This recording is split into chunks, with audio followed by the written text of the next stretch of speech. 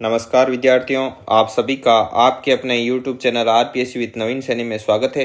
विद्यार्थियों, कल हमारे क्लास 1 थी साइकोलॉजी की और आज है क्लास 2। तो क्लास 1 में हमने जो मनोविज्ञान की परिभाषाएं वगैरह वो हमने पढ़ी थी कि शिक्षा मनोविज्ञान क्या है, इसका क्या अर्थ है, शिक्षा की महत्वपूर्ण परिभाषाएं क्या है, उनके बारे में हमने किया था अध्ययन। आज हम पढ़ेंगे शिक्षा की प्रकृति के बारे में। शिक्षा की प्रकृति मतलब एजुकेशन का नेचर क्या है और एजुकेशन है क्या, कैसे होती है, कैसे नहीं होती है, इसके बारे में हम करेंगे अध्ययन। तो शिक्षा की प्रकृति क्या कैसी है? शिक्षा एक त्रिध्रुवी प्रक्रिया है। त्रिध्रुवी प्रक्रिया, तो 3 ध्रुव कौन कौन से हैं? त्रिध्रुवी प्रक्रिया कैसे, आओ समझते हैं। शिक्षा के अंतर्गत 3 आते हैं। कौन कौन? एक तो शिक्षक, एक शिक्षार्थी और एक होता है पाठ्यक्रम। शिक्षक, शिक्षार्थी और पाठ्यक्रम की पारस्परिक अंतःक्रिया से ही क्या होती है? ये शिक्षा कंप्लीट होती है। शिक्षक होता है उसको क्या बोलते हैं? स्वतंत्र चर, स्वतंत्र चर कहा जाता है। शिक्षार्थी को आश्रित चर कहा जाता है, आश्रित चर। और पाठ्यक्रम को कहा जाता है मध्यस्थ चर। आपको जस्ट समझना है, लिखे हुए नोट्स में सब कुछ लिखा हुआ है अच्छे तरीके से, और ये चीज़ें आपने रीट में भी पढ़ी होगी, तो बहुत अच्छी बात है, आपके और रिवाइज हो जाएगा। और देखिए, शिक्षा क्या है? एक त्रिध्रुवी प्रक्रिया है। इसके अंतर्गत शिक्षक, शिक्षार्थी तथा पाठ्यक्रम की आपस में क्या होती है? अंतःक्रिया होती है। अब शिक्षा की विशेषताएं क्या है? पहली बात, शिक्षा जीवन पर्यंत चलने वाली प्रक्रिया है। लाइफ टाइम शिक्षा है वो अपने को हासिल होती रहती है। कहते हैं ना कि इंसान मरते दम तक सीखता है। आप कहीं पर भी गए, मतलब बाहर निकले, तो वातावरण से भी आप सीखते हो। कृष्ण भगवान ने कहा भी है कि वातावरण है वो सबसे बड़ा गुरु है, जिसको जो वो बच्चे ज़्यादा डेवलप होते हैं जिनको सीखने के लिए इन्वायरमेंट है वो अच्छा मिलता है। एक ऐसा इन्वायरमेंट जिसमें सीखने की जो अपॉर्चुनिटी ज़्यादा होती है, तो उस इन्वायरमेंट में रहने वाला बच्चा भी क्या होगा? ज़्यादा डेवलप होगा। और वैसे वाइगोत्स की बारे में आपने पढ़ा होगा, इसके फोल्डिंग वगैरह जिन बच्चों को मिलते हैं, तो समान मानसिक योग्यता वाले बच्चे भी परफॉर्मेंस में आगे पीछे होते हैं। जिन बच्चों को वातावरण अच्छा मिलता है, इसके फोल्डिंग मिलती है, वो आगे निकलते हैं। तो ये चीज़ आपने वाइगोत्स की में भी पढ़ी होगी। नहीं पढ़ी तो हम आगे से आगे जितना आपने सेकंड ग्रेड में हो वो यहाँ पर हम पढ़ लेंगे। तो कहने का तात्पर्य ये है कि शिक्षा जीवन पर्यंत चलने वाली प्रक्रिया है। नंबर 2, शिक्षा एक उद्देश्यपूर्ण, मीनिंगफुल, शिक्षा एक उद्देश्यपूर्ण व व्यवस्थित प्रक्रिया है। ठीक है, शिक्षा सिस्टमेटिक ढंग से वगैरह दी जाती है। शिक्षा का अपना एक प्रोसेस होता है। शिक्षा उद्देश्यपूर्ण होती है। ठीक है, ये एक उद्देश्यपूर्ण प्रक्रिया है, मीनिंगफुल प्रोसेस है। शिक्षा द्वारा व्यक्ति और समाज दोनों का विकास होता है। शिक्षा के द्वारा व्यक्ति का और समाज का दोनों का विकास होता है। कैसे भाई? व्यक्ति का होगा तभी तो समाज का होगा। भाई समाज के अंदर रहने वाले व्यक्ति हैं, उनका विकास हो रहा है तो साथ साथ समाज का भी तो हो रहा है। जैसे भारत देश का विकास चाहिए तो प्रत्येक गांव अपना विकास करे, फिर तहसील करे, फिर मतलब डिस्ट्रिक्ट करे अपना डेवलपमेंट, फिर स्टेट करे, और ऐसे सभी स्टेट करे तो भारत का विकास हो जाएगा ना। ठीक उसी प्रकार से शिक्षा व्यक्ति का विकास करती है, तो वो व्यक्ति जिस समाज में रहता है उस समाज का क्या होता है? विकास होता है। अर्थात शिक्षा द्वारा व्यक्ति और समाज दोनों का विकास होता है। ठीक है, नेक्स्ट इसकी विशेषता है कि शिक्षा द्वारा संतुलित विकास की दिशा प्राप्त होती है। शिक्षा द्वारा क्या होता है? संतुलित विकास होता है। संतुलित विकास, संतुलित विकास अर्थात शिक्षा द्वारा संतुलित विकास की क्या होती है? दिशा प्राप्त होती है। अब देखिए, ये शिक्षा की विशेषताएं हैं। अब शिक्षा के उद्देश्य क्या क्या हैं? शिक्षा के उद्देश्य, एक मिनट, ये लो, शिक्षा के उद्देश्य। शिक्षा के क्या क्या उद्देश्य हैं? पहला उद्देश्य है शिक्षा का ज्ञान प्रदान करना। ज्ञान किस लिए प्रदान किया जाता है? बौद्धिक विकास के लिए ज्ञान आवश्यक होता है। जैसे जैसे भाई बच्चे को या किसी इंसान को जैसे जैसे शिक्षा मिलती है, तो शिक्षा मिलती है अर्थात उसको ज्ञान प्रदान किया जाता है, तो उसका क्या होता है? बौद्धिक विकास भी होता है। नंबर 2, व्यवसाय चुनने के उद्देश्य, व्यवसाय चुनने का उद्देश्य। तो शिक्षा के द्वारा व्यक्ति क्या होता है? ज़्यादा से ज़्यादा अपने आप को जानता है, अपने जो क्षमताएं हैं, अक्षमताएं हैं, उनको समझता है, तो उसके आधार पर वो अपना व्यवसाय भी चुन लेता है। नंबर 3, व्यक्तित्व का संतुलित विकास होता है। शिक्षा के द्वारा व्यक्तित्व का क्या होता है? संतुलित विकास होता है। अर्थात भाई जैसे उसकी पर्सनैलिटी है वो ओवरऑल डेवलप होती है शिक्षा से। मतलब बोलना, चलना, उठना, बैठना, समाज में रहना। वैसे भी कहा गया है कि शिक्षा व्यक्ति का क्या करती है? सामाजिकरण करती है। अर्थात भाई समाज में उसको कैसे रहना है, समाज में वो कैसे सर्वाइव करेगा, ये सब कहाँ से सीखता है व्यक्ति? ये शिक्षा के द्वारा सीखता है, अर्थात शिक्षा व्यक्तित्व का क्या करती है, संतुलित विकास करती है। नंबर चार है पूर्ण जीवन का उद्देश्य। पूर्ण जीवन का उद्देश्य समझ गए। पूर्ण जीवन का उद्देश्य, इसका क्या मतलब है, फुलफिल्ड लाइफ, अर्थात पूर्ण जीवन के उद्देश्य में क्या क्या आता है कि भाई पूर्ण जीवन का उद्देश्य है क्या, तो इसके बारे में स्पेंसर ने बताया है। पूर्ण जीवन के अंतर्गत 5 क्रियाएं मानी है, किसने, स्पेंसर ने। नंबर 1 आत्म संरक्षण, शिक्षा के द्वारा आत्म संरक्षण। नंबर 2 पर है व्यवसाय का चुनाव। नंबर 3 अपने घर में महत्वपूर्ण सदस्य होना, अपने घर में महत्वपूर्ण सदस्य होना। और नंबर 4 पर है समाज में अपना योगदान। और नंबर 5 पर है खाली समय का सदुपयोग, खाली समय का बेहतर प्रयोग, ऐसे लिख दो, खाली समय का बेहतर प्रयोग या सदुपयोग, कुछ भी कह लो, का बेहतर प्रयोग। ये 5 चीजें किसने बताई है, ये 5 चीजें बताई है आपके स्पेंसर ने ये 5 चीजें दी थी। यदि शिक्षा के द्वारा कैसे, अब देखो, शिक्षा के उद्देश्य पहला ज्ञान प्रदान करना, व्यवसाय चुनने का उद्देश्य व्यक्तित्व का संतुलित विकास, ये मैंने बता दिया। और चौथा उसने बताया कि शिक्षा से क्या होता है, पूर्ण जीवन का उद्देश्य प्राप्त होता है। तो फिर उनसे पूछा गया कि तो बताइए पूर्ण जीवन का क्या उद्देश्य है, भाई पूर्ण जीवन हम कब बोलेंगे कि भाई हमारे पूर्ण जीवन का उद्देश्य कंप्लीट हो गया। तो जब आत्म संरक्षण मतलब एक खुद की सुरक्षा का भाव होता है। जैसे अभी आपकी जॉब लगी या ना लगी हो, यदि आपकी जॉब नहीं लगी हुई होती है तब तक क्या होता है, उसको खुद के अस्तित्व के लेकर उसको खतरा महसूस होता है। और जब जॉब लग जाती है तो बस उसको ऐसे लगता है कि हम सेटल हैं, हम सेफ हैं, ये तो मैं हुई, और कुछ मैं आगे बनूं ना बनूं, 3rd ग्रेड तो हुई, 2nd ग्रेड तो हुई। तो ये आत्म संरक्षण का भाव होता है और इसकी पूर्ति भी कौन करती है, शिक्षा करती है। नंबर 2 व्यवसाय का चुनाव, शिक्षा के द्वारा व्यक्ति व्यवसाय का भी चुनाव कर लेता है।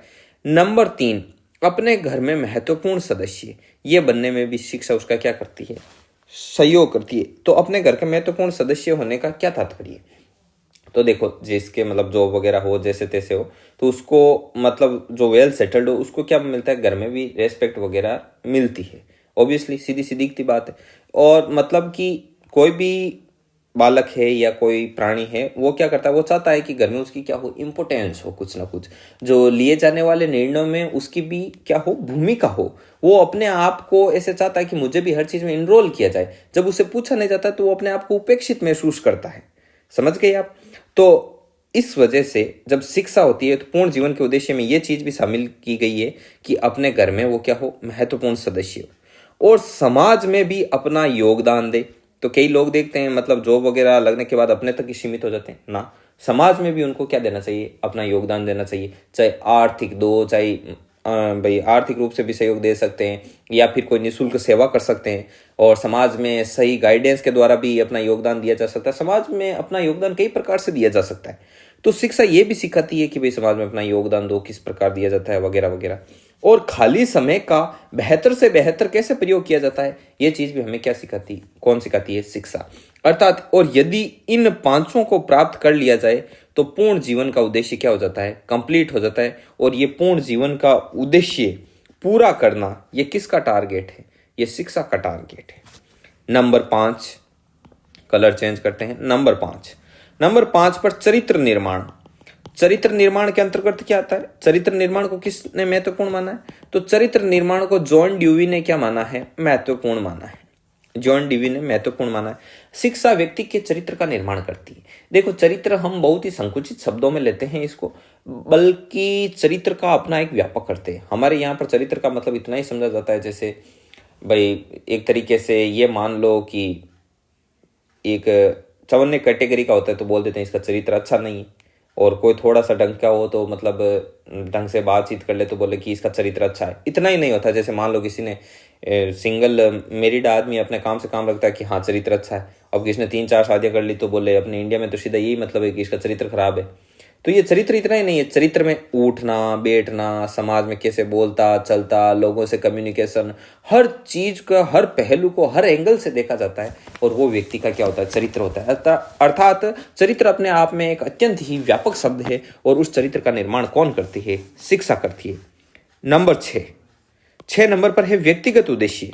व्यक्तिगत उद्देश्य मतलब जो पर्टिकुलर पर्सन होता है उसके खुद के अपने क्या होते हैं, टारगेट होते हैं। तो व्यक्तिगत उद्देश्य अर्थात स्वयं का विकास करना, जैसे स्वयं का विकास। तो इन व्यक्तिगत उद्देश्यों की पूर्ति भी कौन करता है? तो शिक्षा इन व्यक्तिगत उद्देश्यों की भी क्या करती है? पूर्ति करती है। ठीक है। नंबर 7 सामाजिक उद्देश्य। सामाजिक उद्देश्यों की भी शिक्षा क्या करती है? पूर्ति करती है। आगे बात समझ में? ठीक है, आगे बढ़ो। अब ये था अपने शिक्षा के नेचर के बारे में वगैरह वगैरह मैंने आपको बता दिया। आगे आता है मनोविज्ञान का अर्थ। मनोविज्ञान का क्या अर्थ है, क्या नहीं है, ये सब कुछ नोट्स में लिखा हुआ है। अभी अपन नोट्स में पढ़ेंगे, पहले एक बार समझ लो क्या लिखा हुआ है क्या नहीं लिखा हुआ है। जल्दबाजी बिल्कुल नहीं करनी है, तसल्ली से आपको सुनना है। मनोविज्ञान का अर्थ। मनोविज्ञान का अर्थ। मनोविज्ञान का अर्थ। तो मनोविज्ञान का क्या अर्थ है? देखो, शुरुआत में क्या हुआ था, मनोविज्ञान कोई अपने आप में एक स्वतंत्र विषय नहीं था। मनोविज्ञान को दर्शन शास्त्र के साथ ही पढ़ा जाता था, अर्थात दर्शन शास्त्र की एक शाखा के रूप में मनोविज्ञान को माना जाता था। बाद में जाकर ये क्या बना, एक स्वतंत्र विषय बना था। ठीक है। एबिंगहास नाम के मनोवैज्ञानिक थे, वो तो बोलते हैं कि मनोविज्ञान का भूतकाल अत्यंत लंबा है। मतलब ये बहुत अनगिनत समय से क्या है, प्रचलित है मनोविज्ञान, अर्थात मनोविज्ञान का भूतकाल बहुत लंबा है। ये पता नहीं कहाँ से चल रहा है, हमको मालूम नहीं, परंतु इसका इतिहास काफी छोटा है। इतिहास मतलब जब से हम इसको जानने लगे हैं, जब से हम इसको पहचानने लगे हैं, जब से हम इसके बारे में अध्ययन करने लगे हैं, वो इतिहास है वो इसका काफी छोटा है। समझे? आप भूतकाल और इतिहास को एक ही लेके मत बैठ जाना कि क्या बोल दिया एबिंगहास ने उल्टा सीधा। भूतकाल मतलब जब से हम इसको नहीं जान रहे, अर्थात मतलब ये समय समय से क्या है, प्रचलित है, जबकि इसका इतिहास क्या है, काफी छोटा है। जो हमारे पास जो डाटा है, जब से हमने इसको जाना, समझा, परखा, पढ़ा, वो समय है, जब से हमने इसको जाना शुरू किया, वो अब तक का समय वो क्या है, अत्यंत छोटा है। मतलब इसका इतिहास छोटा है, भूतकाल अत्यंत लंबा। तो ये चीज किसने बोली? एबिंगहास ने। तो एबिंगहास के बारे में ये जो चीज बोली वो मैं लिख देता हूं एक बार। मनोविज्ञान का भूतकाल, मनोविज्ञान का भूतकाल अत्यंत लंबा है, परंतु इतिहास काफी छोटा है, परंतु इतिहास काफी छोटा है। अब देखिए उत्पत्ति। मनोविज्ञान शब्द की उत्पत्ति कैसे हुई? तो गेरेट बोलते हैं, गेरेट नाम के मनोवैज्ञानिक बताते हैं कि साइकोलॉजी एक ग्रीक भाषा का शब्द है। ग्रीक्स यूनान, मतलब साइकोलॉजी इंग्लिश का आ गया, मतलब इसको हिंदी में बोलते हैं मनोविज्ञान, लेकिन साइकोलॉजी है शब्द है जो मेन खुद वो ग्रीक भाषा, आपको यूनानी भी लिखा हुआ मिल सकता है, अर्थात ग्रीक भाषा के 2 शब्द थे। कौन कौन से? साइकी और लोगस। साइकी और लोगस से मिलकर बना है। साइकी का मतलब होता है आत्मा और लोगस का मतलब होता है अध्ययन, अर्थात हम ये कह सकते हैं आत्मा का अध्ययन। क्या कह सकते हैं? आत्मा का अध्ययन। समझ गए? मैं ये रफली लिख रहा हूँ, मतलब अपने पास लिखे हुए नोट्स अच्छे से, चिंता की कोई बात नहीं। अब देखो, ये अलग अलग समय में अलग अलग रूप में प्रचलित था। पहले बोलते थे आत्मा का अध्ययन है, आत्मा का विज्ञान होता है, उसी को मनोविज्ञान बोलते हैं। फिर बोले मन का विज्ञान है, फिर बोले चेतना का विज्ञान है, बाद में बोले व्यवहार का विज्ञान है। तो इसको लेकर एक बार वुडवर्थ ने मतलब अर्थ यात्रा परिभाषा भी दी थी कि भाई मनोविज्ञान ने पहले आत्मा को त्यागा, फिर मन को छोड़ा, और फिर मतलब जो चेतना को खोया, और अंत में जाकर व्यवहार की विधि को स्वीकार किया। तो ये वुडवर्थ की अर्थ यात्रा परिभाषा आपने रिट में पढ़ी होगी।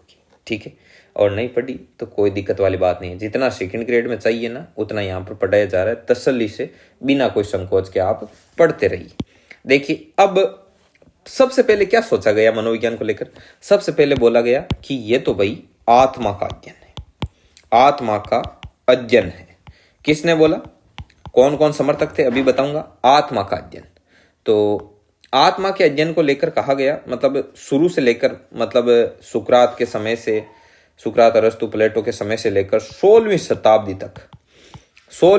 तक मनोविज्ञान है वो आत्मा के अध्ययन के रूप में चर्चित रहा। ठीक है, मुख्यतः ये ग्रीक साइड से, वहां से बिलोंग था सारा सिस्टम, मतलब उस साइड के लोग इसका क्या करते थे, अध्ययन करते थे। और इसके जो दार्शनिक थे, कौन कौन से दार्शनिक है, वो समर्थक थे कि भाई इसको आत्मा का अध्ययन मानते थे, कि मनोविज्ञान रियल में आत्मा का अध्ययन है। तो उनमें प्लेटो, अरस्तु, डेकार्टे।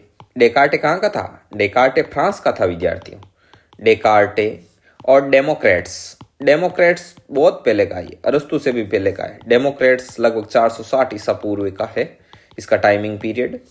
ठीक है, इन्होंने आत्मा के अध्ययन को माना, लेकिन 16वीं शताब्दी तक आते आते आत्मा के अध्ययन का कंसेप्ट फेल क्यों हुआ? क्योंकि आत्मा की कोई व्याख्या नहीं की जा सकती। हम ये नहीं बोल सकते कि ये आत्मा है, आप इसको निकाल के देख लो, ये क्या साइज है इसका, क्या नहीं है, ऐसे नहीं। इस पर कोई एक्सपेरिमेंट नहीं किया जा सकता, इसलिए आत्मा की कोई भी व्याख्या नहीं कर सकते। ठीक है, आत्मा की व्याख्या नहीं हो सकती है क्योंकि इसका रंग, रूप, आकार इत्यादि नहीं है। इस वजह से आत्मा के अध्ययन का कंसेप्ट है वो फेल हो गया। इसके बाद में आया आपके नंबर 2 पर, इसको माना गया कि ये तो मन का अध्ययन है या मन का विज्ञान है, मन का विवेचन है, ये जो साइकोलॉजी है, मनोविज्ञान है वो। इसके समर्थक के रूप में कौन थे? ये 17वीं शताब्दी का कंसेप्ट है, 17वीं शताब्दी का। तो इटली के दार्शनिक थे पोम्पोनोजी। पोम्पोनोजी कहाँ के दार्शनिक थे? इटली के। सब कुछ लिखा हुआ है, आप दिल थाम के बैठ जाओ, बीच बीच में पेन उठा के इधर उधर मतलब कुछ घसीटा पिट्टी मत करो। इटली के दार्शनिक पोम्पोनोजी ने इसे मुख्य रूप से इसे क्या बोला कि ये तो मन और मस्तिष्क का अध्ययन करने वाला बताया कि भाई साइकोलॉजी है, मनोविज्ञान में तो मन का विज्ञान है, ये तो मन का अध्ययन किया जाता है। और इस चीज की समर्थक भी आए, भाई कोई भी कंसेप्ट होना, आप खुद ही दे दो कोई कंसेप्ट, समर्थक तो मिल ही जाएंगे। तो इसमें आए थे lock, John Locke, Thomas read और बर्कले, कांट और लाइबनिट्स। ये क्या इंग्लिश से हिंदी की हुई है तो इंग्लिश बन जाती है, जैसे लैबनिटीज वगैरह ऐसे लिखा हुआ मिलता है। तो लेकिन लोगों ने बोला कि भाई आत्मा की व्याख्या नहीं की जा सकती, तो आप मन की व्याख्या कैसे करोगे? मन की व्याख्या करके बता दो, मन का कौन सा रंग, रूप, आकार, प्रकार आदि होता है। आपने आत्मा के अध्ययन को, कंसेप्ट को फेल कर दिया, तो मन के अध्ययन का जो कंसेप्ट है उसको आप कैसे पास करोगे? भाई मन के अध्ययन को भी हम स्पष्ट नहीं कर सकते, अर्थात मन की व्याख्या भी नहीं की जा सकती। हम मन की व्याख्या थोड़ी कर सकते हैं कि भाई ये मन की, ये लो भाई ये हो गई व्याख्या भी नहीं की जा सकती। अतः ये कंसेप्ट भी क्या हो गया? फेल हो गया। ठीक है, इसके बाद में कौन सा कंसेप्ट आया? नंबर 3 पर आता है चेतना का विज्ञान। चेतना का विज्ञान। तो चेतना का विज्ञान का ये कंसेप्ट है, ये 19वीं शताब्दी में आया, 19वीं शताब्दी में। और इसको बोलते हैं psychology as the science of conscious. ठीक है, तो कॉन्शियस के बारे में है, चेतना का विज्ञान है, चेतन मन से रिलेटेड है, अभी बता दूंगा। तो चेतना के विज्ञान के भी समर्थक आए, William James, William Wundt, Vives, James Sully, ये सब क्या थे? ये चेतना के विज्ञान के क्या थे? आपके जो समर्थक थे इस मत के। तो इनके नाम लिख देता हूं मैं एक बार, William James, William Wundt and Vives James Sully इत्यादि। ये लोग क्या थे? मन के विज्ञान का जो कंसेप्ट है उसके समर्थक थे। ठीक है विद्यार्थियों, मनोविज्ञान मनुष्य की चेतन क्रियाओं का अध्ययन करता है, ऐसा मानना था इन लोगों ने। ठीक है, इन्होंने माना कि भाई जो मनोविज्ञान क्या करता है, मनुष्य की जो चेतन क्रियाएं होती है। भाई अभी आप चेतन में हो क्या? चेतन में हो, आप चेतन में हो। चेतन का मतलब ध्यान, अलर्ट एक तरीके से। तो चेतन क्रियाओं का अध्ययन किया जाता है इसमें, और इसको बोलते हैं मनोविज्ञान। तो बोले कि ये फेल कैसे हुआ? भाई ये चेतना का विज्ञान चलो आ गया, हमने समझ लिया कि इसमें मनुष्य की चेतन क्रियाओं का अध्ययन किया जाता है आदि आदि, तो ये फेल कैसे हुआ? फेल होने का कारण सिगमंड फ्राइड ने बताया कि बताओ मन तीन प्रकार के होते हैं, चेतन, अचेतन, अर्धचेतन। ठीक है, तो बोले कि जो चेतन मन है ना, वो तो पूरा, यदि ये टोटल 10 है तो इसका 1/10 पार्ट ही क्या है, चेतन मन है, बाकी तो अचेतन और अर्धचेतन है। और आपका जो ये कंसेप्ट है, ये चेतना का विज्ञान वाला, इसमें तो सिर्फ चेतन मन का अध्ययन किया जाता है, बाकी अचेतन और अर्धचेतन का तो कोई रोल ही नहीं। तो इस वजह से ये चीज क्या हो गई, ये जो चेतना का विज्ञान का कंसेप्ट है वो क्या हो गया, फेल हो गया। और एक बताते हैं कि वो आउटलाइन ऑफ द साइकोलॉजी नामक बुक थी, और उसमें बताते हैं कि चेतना को एक बुरा शब्द भी बताया गया था। तो इस वजह से भी बताते हैं कि ये चीज क्या हो गई थी, फेल हो गई थी। चलो ले देखकर बात ये हुई कि चेतना का विज्ञान फेल हो गया। उसके बाद में आया व्यवहार का विज्ञान, नंबर 4, व्यवहार का विज्ञान। तो व्यवहार का विज्ञान क्या कहता है, अलग अलग कलर से पढ़ाएं, बच्चों ने बोला कि अलग अलग कलर से पढ़ाओ, अच्छा लगता है, ये लो भाई अलग कलर से पढ़ो।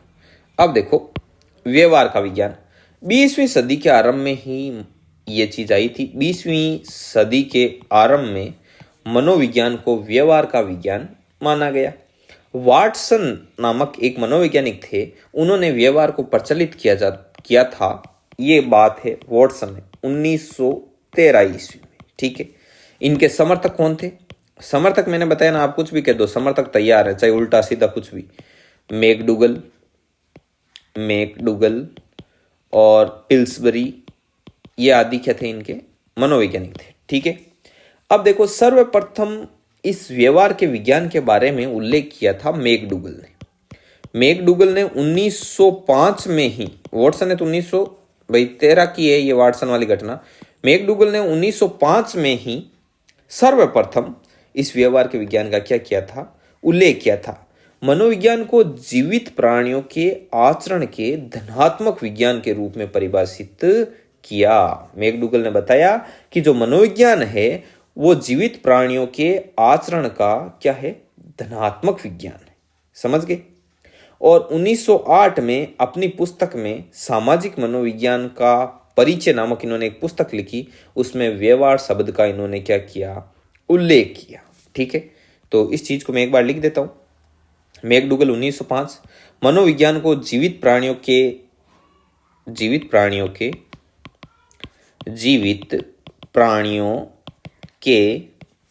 आचरण के धनात्मक विज्ञान के रूप में परिभाषित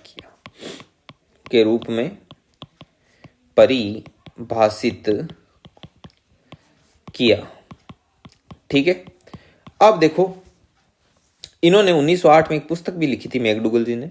कौन सी पुस्तक लिखी 1908 में, सामाजिक, पुस्तक का नाम क्या था, सामाजिक मनोविज्ञान का परिचय। और इस बुक में इन्होंने व्यवहार शब्द का क्या किया था, उल्लेख किया था, व्यवहार शब्द का उल्लेख किया। ठीक है विद्यार्थियों, व्यवहार शब्द का उल्लेख इस पुस्तक में इन्होंने किया था। और देखो पिल्सबरी के बारे में क्या है, पिल्सबरी ने 1911 में एक बुक लिखी थी, 1911 ईस्वी में बुक लिखी,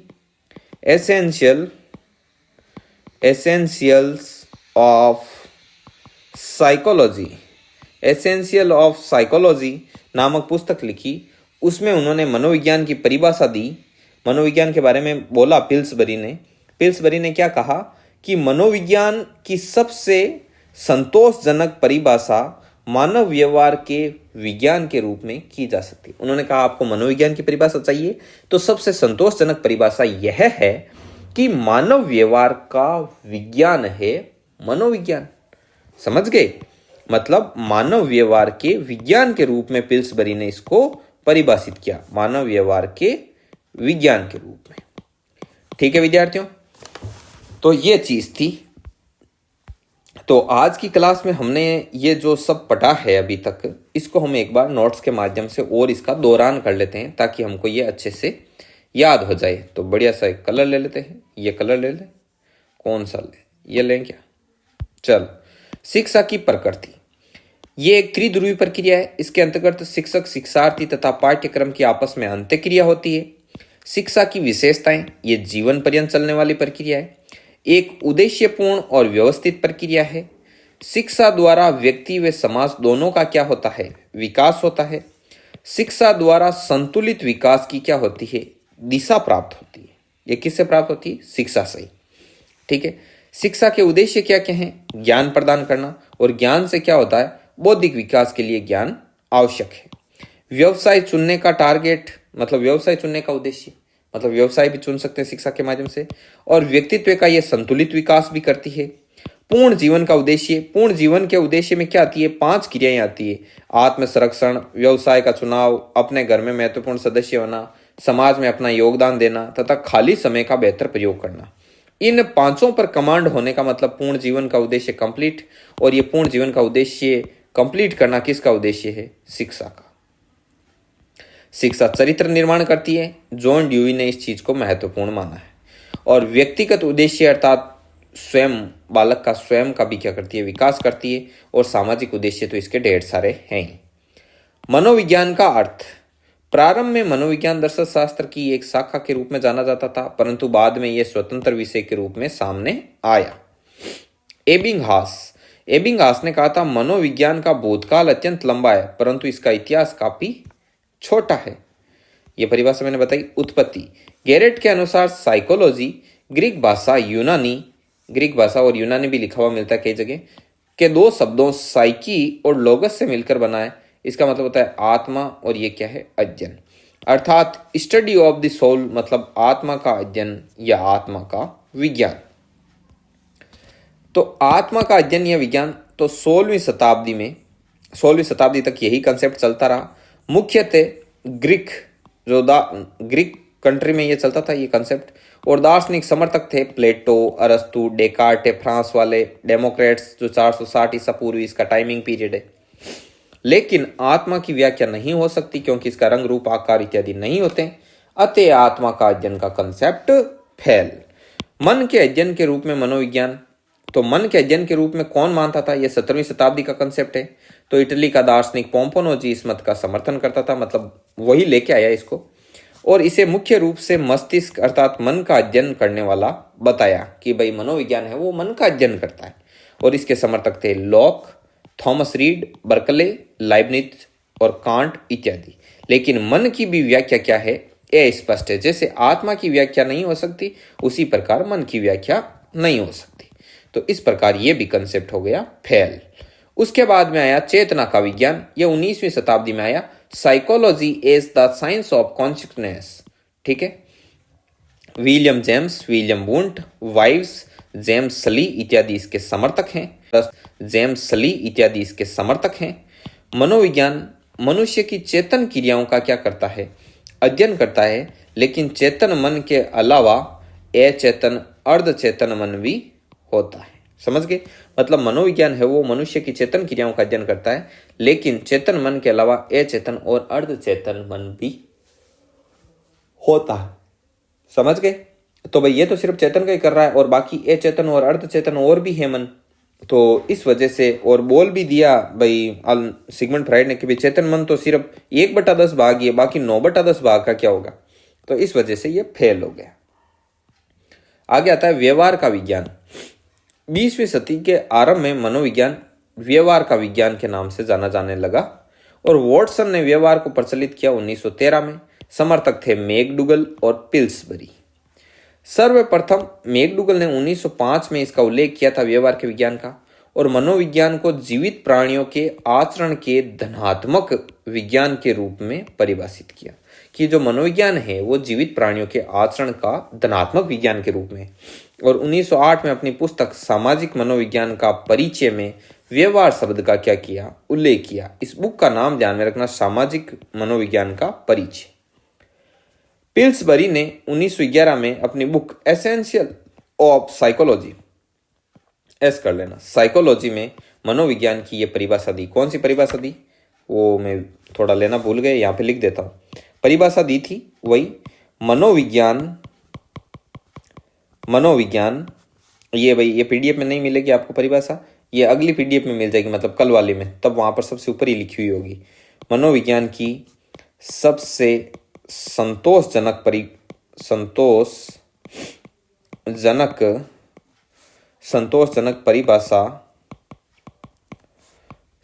परिभाषा क्या है? मानव व्यवहार के विज्ञान के रूप में की जा सकती है। मानव व्यवहार के विज्ञान के रूप में की जा सकती है। ठीक है, ये परिभाषा है। अभी लिखना चाहो तो यहां से लिख लेना, वरना कल वाली पीडीएफ में आ जाएगा। ठीक है विद्यार्थियों, तो आज की क्लास में बस इतना ही। मिलते हैं नेक्स्ट क्लास में। यदि आपको वीडियो पसंद आया, ज़्यादा से ज़्यादा लोगों तक शेयर करो, लाइक करो वीडियो को, नीचे कमेंट बॉक्स में कमेंट करके अपना फीडबैक जरूर से ज़रूर दो। अपने जितने भी सोशल मीडिया प्लेटफॉर्म हैं उन सभी जगह इसको शेयर करो। यदि आपको पीडीएफ नहीं मिल रही है तो बस नहीं मिल रही है, तो ये सॉल्यूशन है, इस सॉल्यूशन पर आपको घुमा देना है मैसेज, आपको तुरंत पीडीएफ वाले फॉर्मेट में हम क्या कर देंगे, सेट कर देंगे, फिर आपको निरंतर रूप से पीडीएफ मिलती रहेगी। ठीक है विद्यार्थियों, मिलते हैं नेक्स्ट वीडियो में, तब तक के लिए जय हिंद, जय भारत।